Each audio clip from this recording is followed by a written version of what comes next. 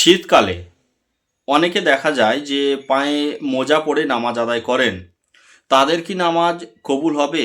ইসলামের সম্পর্কে কি? আপনি পূর্ণাঙ্গভাবে অজু করেছেন, হাত মুখ ধুয়ে পাও ধুয়ে মাথা মাসে করে অজু করছেন।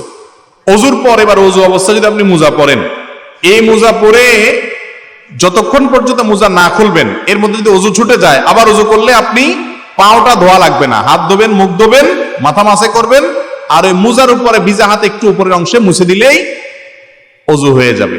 এটা একটা ছাড় ইসলামের, এবং এই ছাড়টা গ্রহণ করা সুন্নাত, নবী সাল্লাল্লাহু আলাইহি ওয়াসাল্লাম নিজে গ্রহণ করেছেন। কিন্তু মোজাটার ব্যাপারে আপনার কিছুটা ইখতিলাফ আছে। চামড়ার মোজা হলে কোনো কথা নাই, সবার মতো জায়েজ। আর কাপড়ের মোজা হলে সেটা খুব শক্ত, খুব টাইট, খুব মজবুত হইতে হবে, যেটা পরে দীর্ঘ পথ আপনি হেঁটে যেতে পারছেন। সেই ক্ষেত্রে একেবারে পাতলা পুতলা একেবারে জানাতরা মোজার উপরে মাসে করলে হবে না। তো মোজার উপরে মাসে করাটা সুন্নাত, এবং এটা 24 ঘন্টা পর্যন্ত ভ্যালিডিটি থাকে, যে যতবার অজু করবেন আর পা ধোয়া লাগবে না। পূর্ণাঙ্গ অজু করে যদি মোজা পরেন